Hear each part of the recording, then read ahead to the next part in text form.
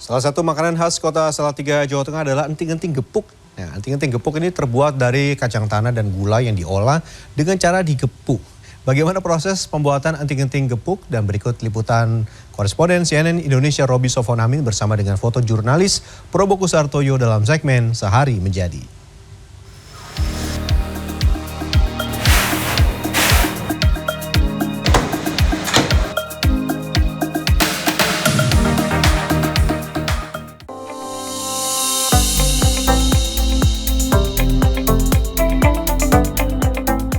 Jika kita ke kota Salatiga, Jawa Tengah, makanan atau jajanan khas yang paling populer adalah enting-enting gepuk. Enting-enting gepuk pertama kali dibuat dan dijual pada 1929 silam oleh penjaga kelenteng Hok Tek Bio bernama Ko Chong Hok. Awalnya, enting-enting gepuk dijual hanya untuk umat yang akan beribadah di kelenteng. Namun seiring waktu, enting-enting juga digemari oleh masyarakat luas. Di kota Salatiga ada beberapa tempat produksi enting-enting gepuk dengan berbagai merek. Saya mendatangi salah satu tempat produksi enting-enting gepuk Cap Kelenteng 2 Holo yang ada di Kelurahan Kaliyoso, Kecamatan Tingkir, Kota Salatiga. Ini saya udah sampai di tempat produksi pembuatan ting-ting. Nah, ini dengan Mas siapa? Mas Ian. Mas Ian. Ya. Oke, makasih Mas Ian. Ini tempatnya. Ini proses awal berarti? Iya. Dari bahan bakunya kacang segar langsung disangrai. Ya. Oh, gitu. Ini udah langsung ya, jadi nanti. Ini udah matang ya? Ya. Oke. Setiap hari proses produksi enting-enting dimulai sejak pagi. Dimulai dengan menyiapkan bahan baku utama kacang tanah yang sudah dikupas. Karena kebutuhan kacang tanah sebagai bahan baku utama sangat banyak, saat ini untuk memenuhi pasokan kacang tanah harus mengimpor dari Uzbekistan dan India. Selain jumlah kacang tanah lokal sedikit, secara kualitas juga sangat jauh dari kacang tanah impor. Kacang tanah yang masih segar selanjutnya disangrai. Saat ini alat untuk menyangrai atau menggoreng tanpa menggunakan minyak sudah cukup canggih. Jadi menggunakan tabung besi yang dipanaskan dan berputar secara otomatis, sehingga kacang tanah akan matang secara merata. Oh iya, untuk sekali masak hanya dapat menampung 30 kg kacang tanah ya.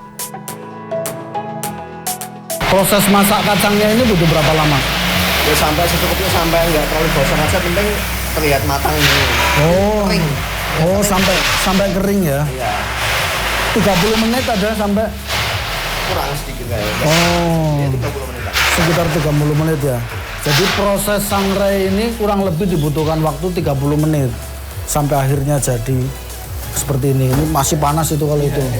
Ini udah agak matang.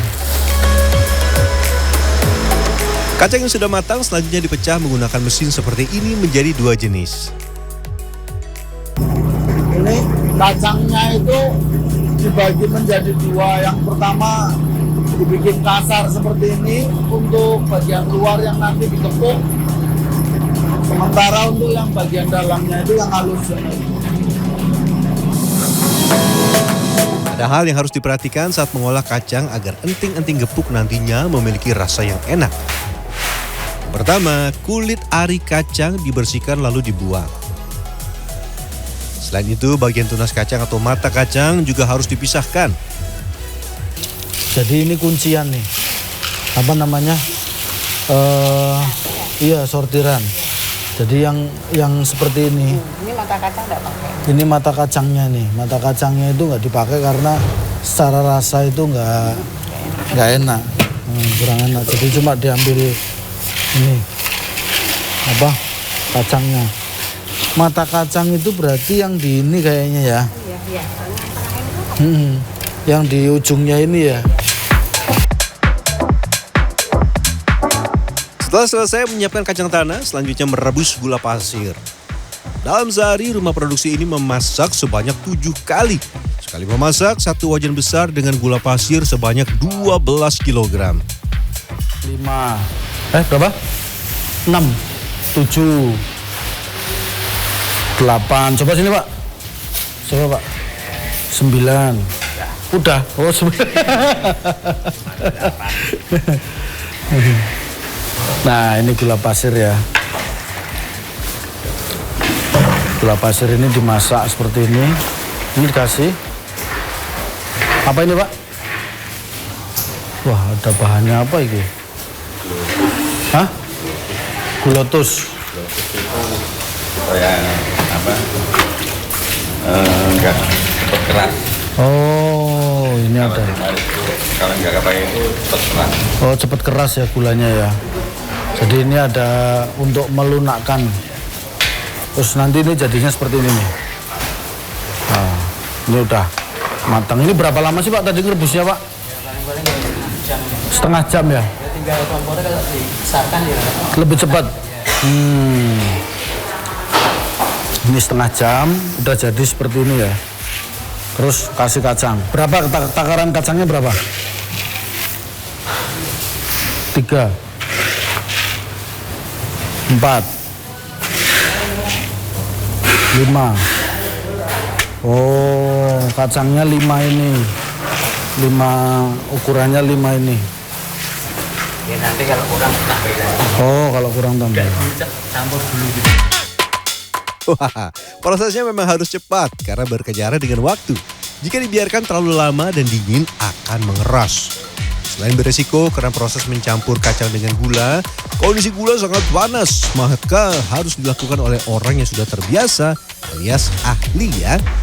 Oke, kita lanjut ke proses berikutnya. Kacang dengan gula yang sudah tercampur selanjutnya digepuk. Proses penggepukan ini masih dilakukan dengan cara manual, yaitu campuran kacang dan gula dipukul menggunakan kayu seperti ini. Terus ini udah disiapkan.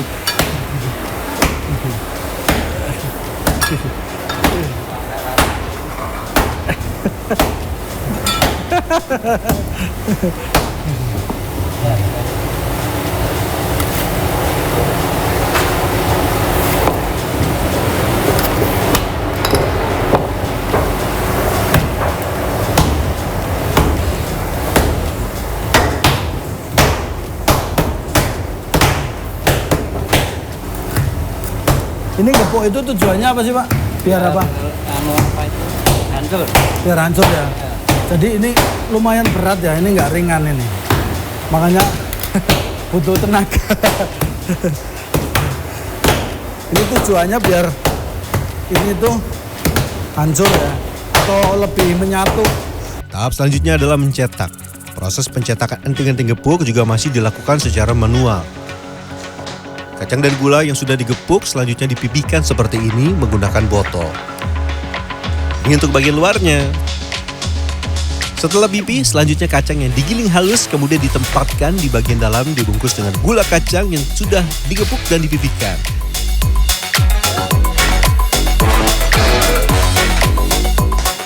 Terlihat sederhana, tapi lumayan susah karena dilakukan secara manual. Ini proses untuk memipihkan, karena ini untuk bagian luar. Bagian dalam itu diisi kacang yang halus. Nah, putar, bungkus. Bungkus. Ini waktunya harus berkejaran karena mumpung masih panas. Untuk merapikan, tahap selanjutnya adalah pengepresan menggunakan kayu berbentuk segitiga seperti ini. Setelah dipres, kemudian dipotong kecil-kecil. Yang paling khas dari enting-enting gepuk itu di kemasan bungkusnya. Ya, kemasannya itu modelnya dibungkus satu-satu seperti ini. Nah, ini. Bungkus satu-satu dengan menggunakan kertas. Kayaknya cuma ini ya, enting-enting gepuk khas Salatiga yang bentuknya seperti ini. Dan kalau dibuka, nah isinya rasanya juga.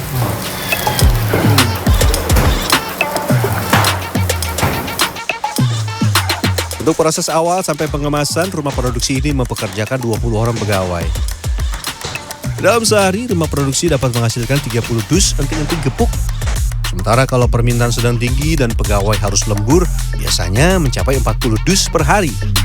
Ini setelah dikemas satu-satu, selanjutnya dikemas dalam plastik isinya 10. Ini kelihatannya mudah, tetapi untuk menyusun seperti ini, ternyata saya udah nyoba 5 kali kayaknya, tadi susah. Sampai plastiknya jadi kusut. Kalau yang sudah ahli, dia udah tahu tatanannya, sistemnya langsung cepet. Nah, tuh.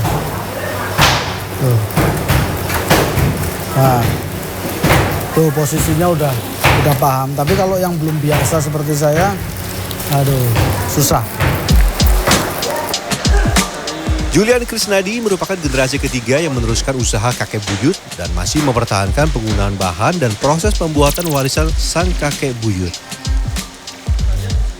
Namun untuk mempermudah proses produksi, saat ini sudah dibantu dengan mesin untuk menyangrai maupun untuk menghaluskan kacang. Sementara proses selanjutnya masih manual.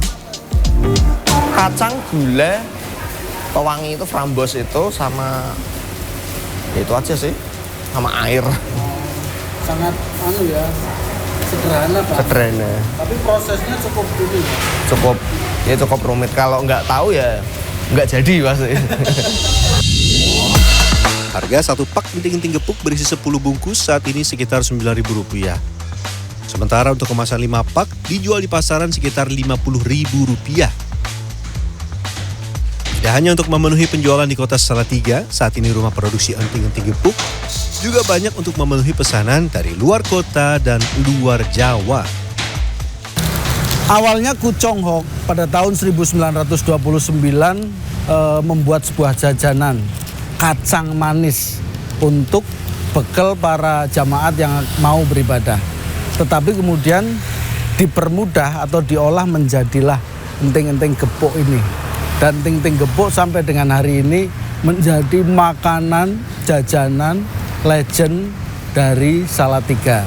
Robi Sofwan Amin, Probokus Hartoyo, Salatiga, Jawa Tengah.